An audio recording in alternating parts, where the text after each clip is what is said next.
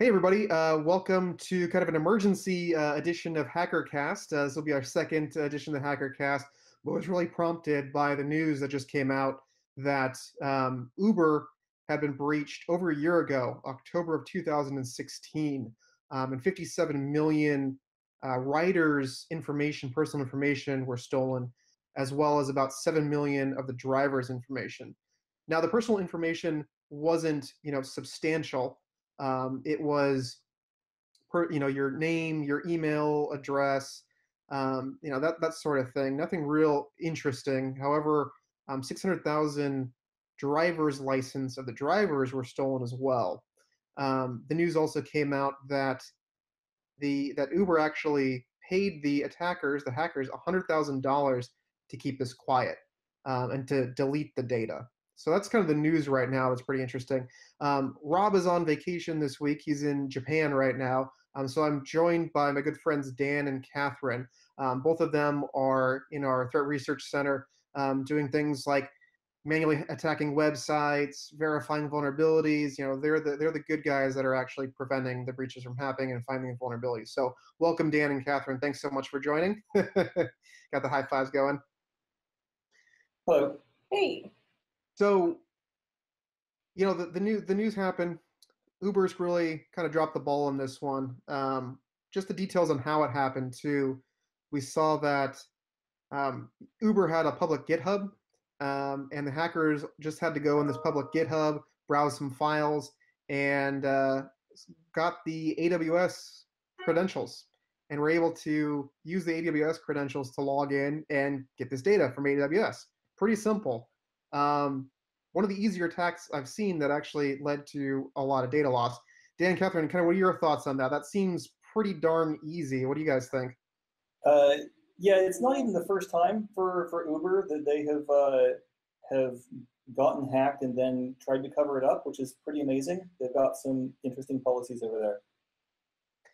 Yeah, it was pretty interesting. I saw that in 2014 or 15 they were breached, and this breach occurred while they were settling with the regulators from that previous breach. Yeah, they had to pay the government a bunch of money.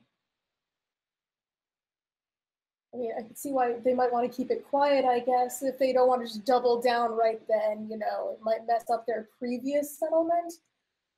Really, it's clearly butt covering, massive amounts of trying to not get in trouble for being really bad at security.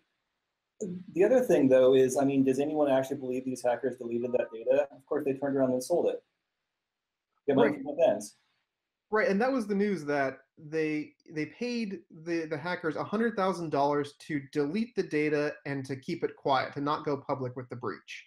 So I guess point number two was successful because they didn't really, make the breach public. They were happy with their $100,000.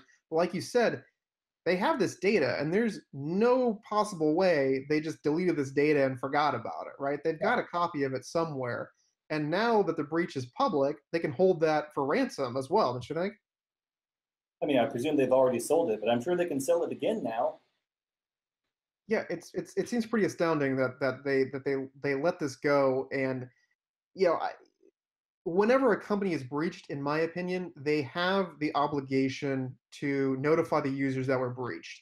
Now, there's going to be people that say, well, it wasn't that personal of information, it wasn't credit card informations, it wasn't really anything that was all that interesting. Now, the driver's license is an interesting thing, but if we put that aside and focus on just the users, people say, well, it's not that big of a deal. Why does Uber need to tell people about it? But, in my opinion, Uber failed here. Uber failed miserably. Whenever there's a breach, they need to inform their users that something happened, especially at a scale of 57 million users. So pretty much, a vast majority of Uber riders were affected by this. They had their information stolen, and Uber said, "Nope, sorry, keep this silent. Don't tell anyone. Don't tell any users that they were affected." I think they dropped the ball. I think they let their users down. They have the responsibility of keeping their user information secure and private. And it was not, it was stolen, and they didn't say anything about it to the end users. What do you guys think on that? Uber has shown a pattern of having poor internal policies and then trying to cover it up afterwards.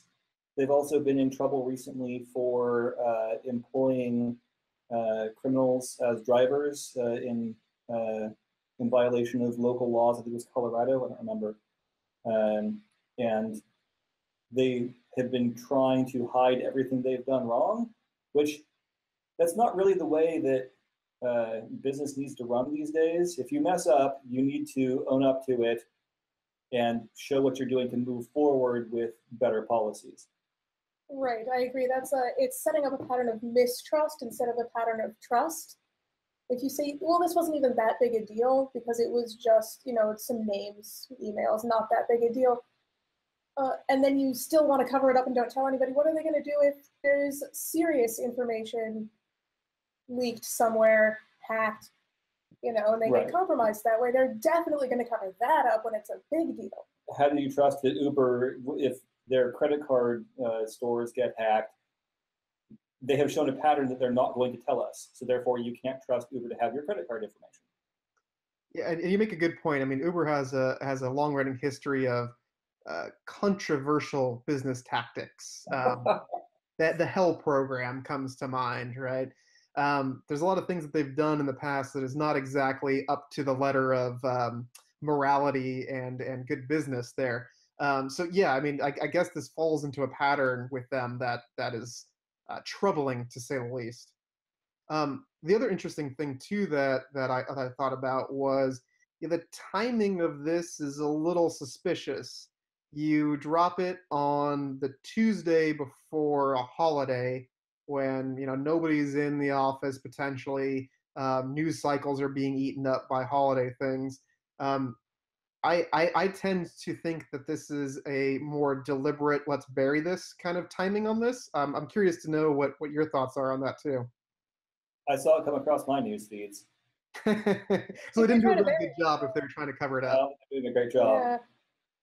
And what do you think about $100,000? That seems like a pretty good amount of money for trolling around on GitHub for a little while and logging into AWS. That sounds like a pretty good reward for these hackers, and kind of no wonder why they wanted to keep it secret, because they made a lot of money doing not a lot of work. So, payouts aren't necessarily something that we hear about on a regular basis. We don't really know what companies are paying for, trying to keep this quiet. $100,000 seems like at first a good amount of money for the attackers, but also almost nothing to Uber. So I'm wondering, you think this is a bit of a good thing for both sides? If you think of it as a bug bounty program, which it kind of sort of is in this case, then $100,000 is a pretty big payout for a bug. We did have one recently. It was persistent code execution in Chrome or something. I forget. Yeah. It was something really major that paid out $100,000. But other than that, most people who find a vulnerability in bug bounty programs get paid a few hundred to a few thousand, not nearly that much. But you're right, to Uber, $100,000 is nothing. Do you think too that this kind of encourages more attacks like this? Uber paid out a pretty significant amount of money for not a lot of work. And instead of saying, no, I'm not going to pay the bounty, publish that, and I'll deal with it, they said, let's just pay it. Do you think that encourages hackers any more than they're already encouraged to do this? Definitely. I mean, now, if I were a hacker doing that sort of black hat or gray hat work, which I'm not, that would encourage me to go look at more Uber stuff and find out what else is there. Yeah, it seems like a pretty slippery slope once you start paying these, just because it's going to encourage people to try this more often, and it potentially leads to more breaches, and also the expectations that you're going to pay money for these breaches. So, I don't think Uber did anything right here, unfortunately. I think they paid for the bounty or for the information when they shouldn't have. They should never have allowed this to happen in the first place, and then they covered it up once they did. It's one thing to believe that the hackers were going to delete the data, which doesn't make any sense to me. It's very trusting. Very trusting. Very trusting. Yeah, The money is nice. It encourages people to let you know that they have found a vulnerability, which you should then fix and alert your customers about. But paying them to stay silent about it is really just sort of feeding into the problem. It's like, Yeah. what were they going to do otherwise? Also stay silent and sell the information? well, and it seems like one thing to pay them the money to delete, quote unquote, the data. Not, I'm just going to call it not release the data, because delete seems pretty strong. But one hand you could pay them $100,000 not to release the data. Okay, I guess you want to protect the users. That's one thing. But then to pay the $100,000 and say, and you need to keep quiet about it, that's a big fail. If I were Uber, I want to protect my users and not have that data sent out. Let's pay the $100,000 to the hackers to say, don't release the data. I don't like doing that. I think it encourages them. But if they're going to do something, okay, don't release the data. But we're still going to tell the users that are impacted by this. We're still going to let people know that happened. Yeah, that would be the right thing to do. So, to summarize, kind of my viewpoints, and I think I've scolded them enough, but I mean, I really do think Uber took every possible wrong turn they could in this. Have the breach happen in the first place. Okay, that happens. Nobody's perfect, but having credentials in GitHub publicly accessible is a little bit of a big mistake. Then to pay the hackers to cover it up, to not tell anybody about it, and then entire year later say, oh, by the way, people were breached and we fired the CISO, but now we're good because that CISO's out of here and now we're good.